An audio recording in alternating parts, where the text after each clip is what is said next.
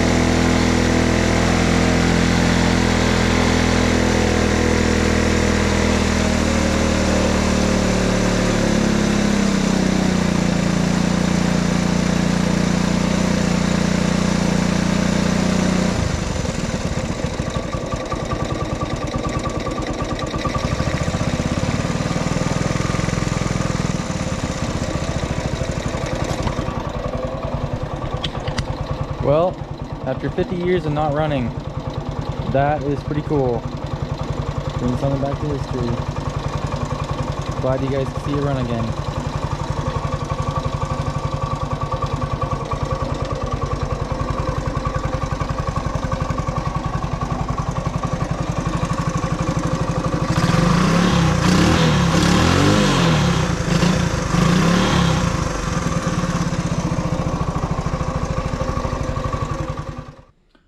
Alright, so you guys saw it all start. It was awesome, but I forgot to check if it actually will go into gear, which it won't. So after looking and messing around with it, I decided to take the side cover off. And typically, this arm right here is connected to the shifter on the other side. This will break if you stomp on it really hard, which I kind of figured was what was happening, but it's not. It's all intact, so I got to dive a little deeper and find out what's going on. Alright, everyone, so I'm going to give you guys a little bit of transmission education. So our shifter shaft comes in right through there, and there's this arm that goes up to here. These little pins slide out, and what that arm does when you shift, it pulls back and takes one of those pins and pushes it forward, and it rotates this disc. That's how it shifts gears. We went 1, 2, 3, 4, and see, it moves back, so it just pushes it forward like that to shift it. Now the first thing you want to check is you pull these little pins out, And if any of them are broken or scored in any way, that's what's gonna help it not shift. Also, that arm that slides back and forth and pushes those, that can wear down. Those were clean. The problem was, first off, they put the wrong shifter on it. And I saw that, but I didn't think that was a problem. But then when it came time to sliding the shifter shaft out of this to look at a little bit further, I saw there was a bolt and a cotter pin. And normally on shifters, it's just a bolt. You can see the hole for it right there. But what they did is they drilled a hole all the way through the shifter shaft and the shifter and put a cotter pin through it. And once I pull this off, you can see the splines, because there's little splines, you can see it right there, that are on that shifter shaft, and that's what this locks onto. And then you tighten it down and it's good. Well, all the splines were all shredded.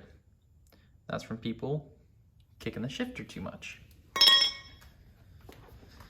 So on this shifter shaft, right here,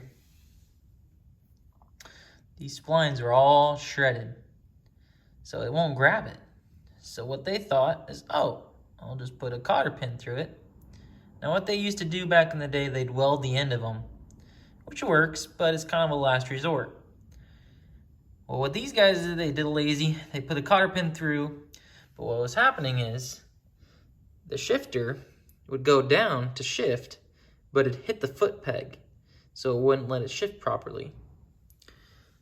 Now, this is that little arm I was telling you about, and you can see on this side of it, it's just barely worn down, just a little bit of shininess to it, which was preventing it from going into third gear. So we'll take a Dremel and we'll clean that up just a hair, and that'll help it shift. So now you can see on this other side, look how clean those are. Those splines are perfect. This side, all worn down. So I looked on eBay, found a shifter shaft. We'll get that.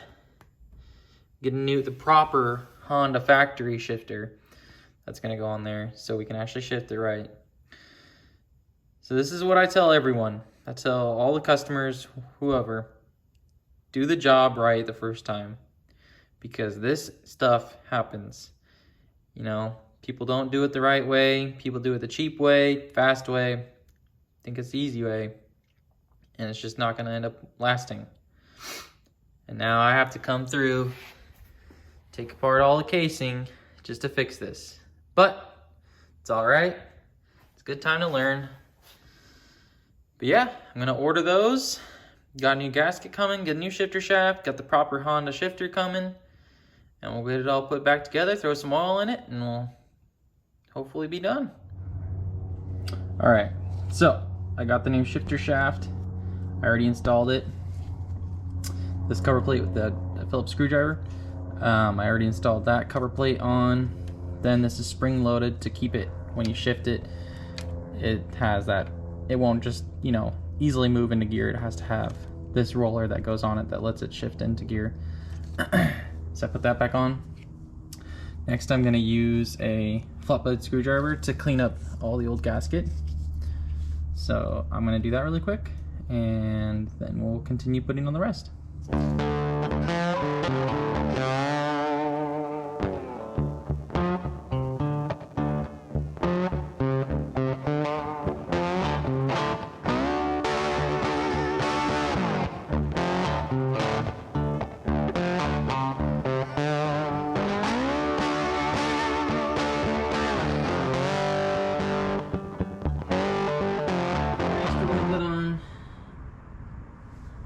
Gear.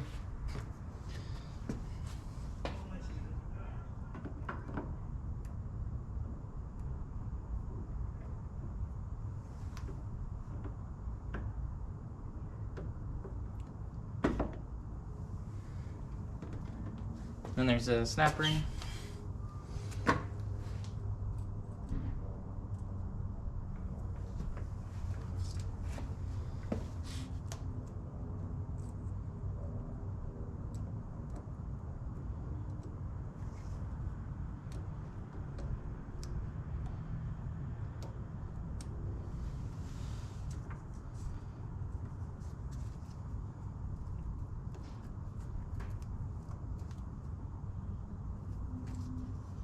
Make sure it's all the way in.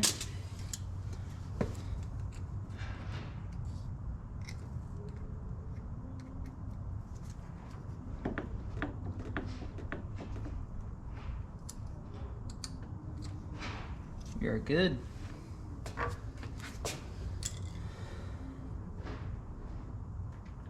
Next you need to put in the clutch basket.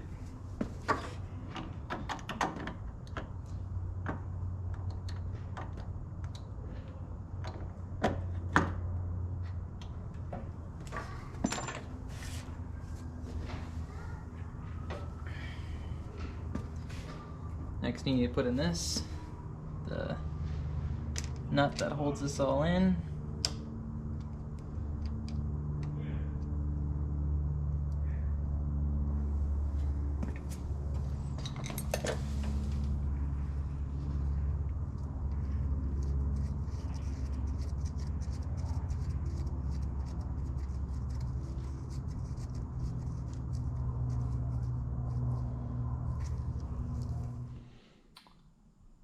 Well, you may be wondering why everything's all apart.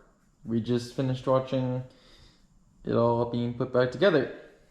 Well, that's why, because I was waiting for the shifter, where you actually shift it with your foot, to come in, and I noticed that it was way too short. Not the shifter, but the shifter shaft that it slides onto. Well, that's not right. So I tried the original shifter, and it was still way too short. Start thinking about it, and I look at the parts that I ordered. It was only for a CT90. Well, I thought that this motor would be exactly the same parts for a shifter shaft, at least, as a Trail 90.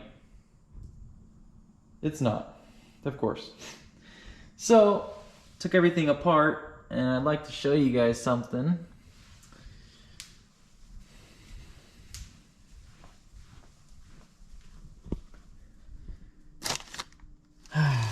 Rookie mistake. I should have done this in the first place. Always check the original part with the new one to make sure it's the same. And obviously, it's not. This is the original one. This is the CT71 or CT91 for a trail. It's about 1.5 inches short. So, whatever, it's like 9:30 at night. Just finished ripping that all out. Ordered the right one. There's the new shifter. Here's the old one. Yep. Always make sure to look at the new part and the old part and compare to make sure it's the same. Alright guys, got the new shifter shaft in the mail today. It's looking great. The splines are looking clean. Also, the tooth for the shifter is looking also clean. You can tell on our old one, there's quite a bit of wear because you'll see how shiny it is on the edge. And then also you'll see these teeth are not as sharp. This one looks straight from the factory. I don't know if I can get it focused right, but it looks awesome. The only thing that's bad is there's a little bit of dirt on this, but it's just dirt, cleanable. So I'm gonna show you guys how to put that in really quick. All right, so this is what we're looking at. First thing we're gonna do is we're gonna take our shifter shaft, place it right into there. We're gonna push this tooth down a little bit so it fits right in there. Okay, our shifter shaft is in now. Next, we're going to take this arm and you can make sure this is above the spring. And we're going to push it right there, and we're going to tighten that down.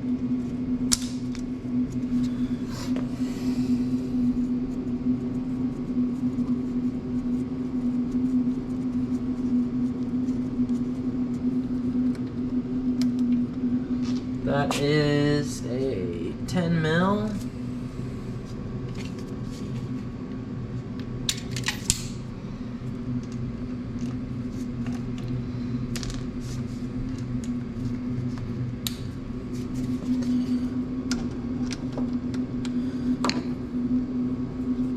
What did I grab? I grabbed an 11.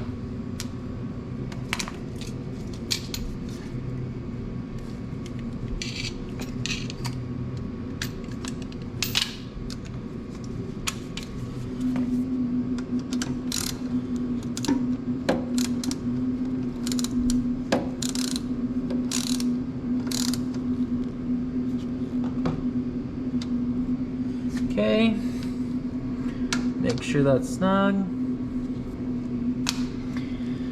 Next, what we're gonna do is we're gonna put on our main gear. So it's gonna be this guy. You got your snap rings for it. So we're gonna slide that on.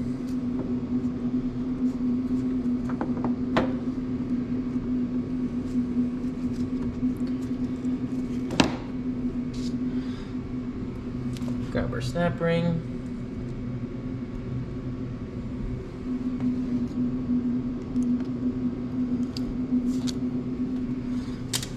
Make sure that's on all the way.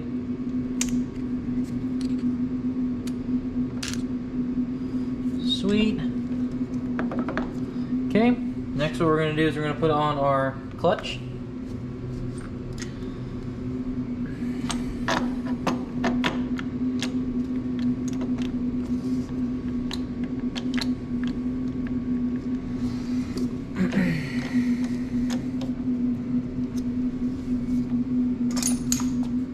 Let's see here.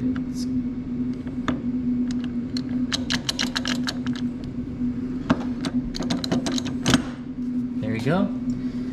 Now what we need to do is we need to put on this bolt. Now I don't have the right socket for it, but you can gently use I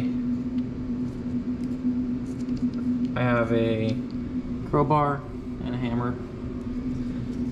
Just put it on as tight as you can go without breaking anything.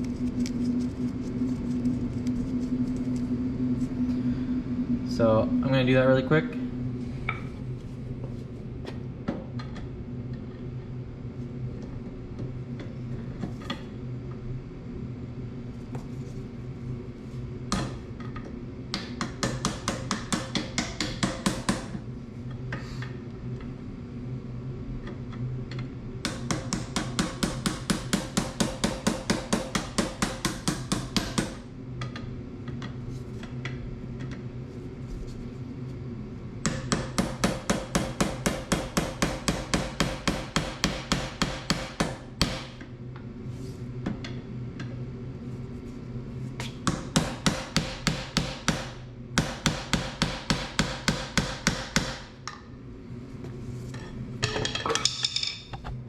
Now, let me grab a flashlight.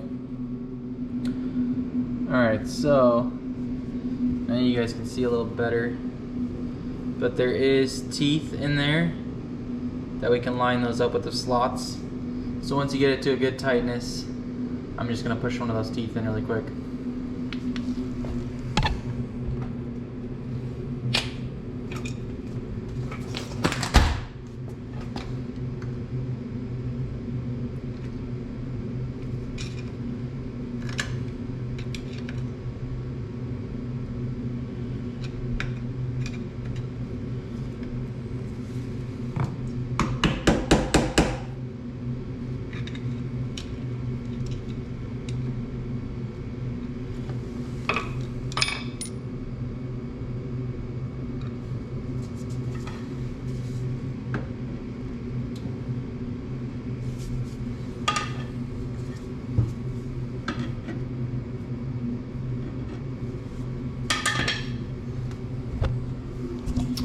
Alright, so once you get that in and the locking pin in, next we're going to grab our cover plate.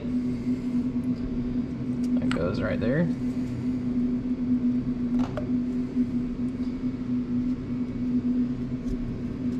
This comes with 2 screws.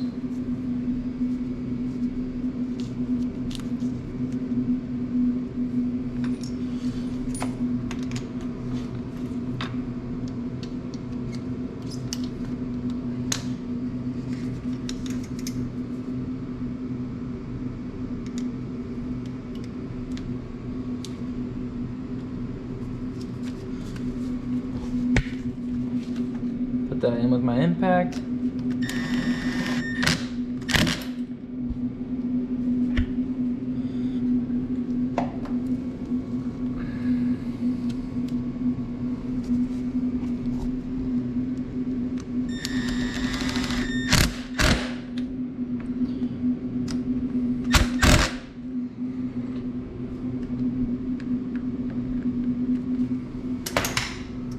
Next, what we're gonna do is we're gonna grab our arm. Actually, we'll grab this next. This piece goes right in there.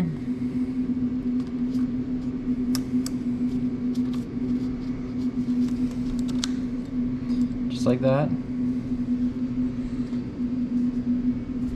Then you're gonna grab this piece.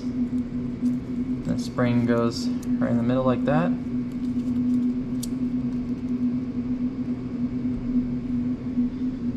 We're gonna grab our arm, our shifter arm right there. Put that in place.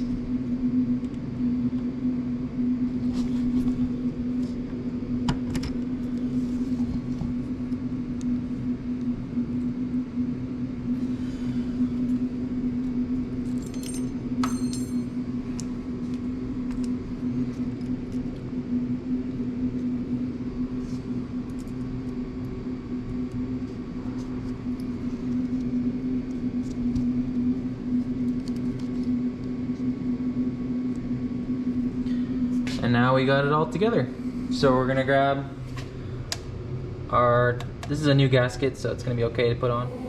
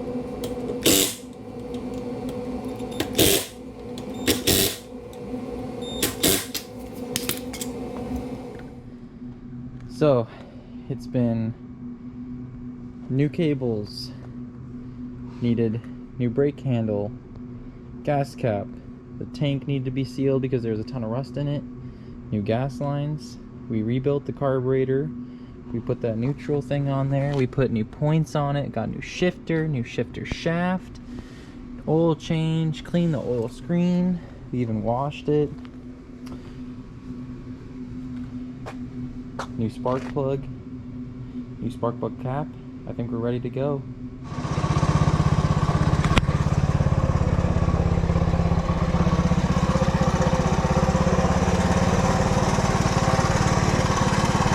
It's pretty rough to ride it on the street,